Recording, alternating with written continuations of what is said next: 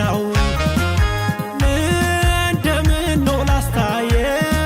ቅዱስ አንደብር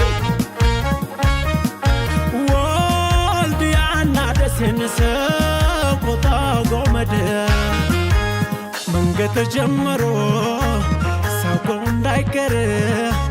ጥድፊያ ብቻ ሆኗል የኔማ ነገር ወሎ ላይ ወሎ ለማደር ደሴ ለማደር መንገድ ተጀምሮ ሰው እንዳይቀር ጥድፊያ ብቻ ሆኗል የኔማ ነገር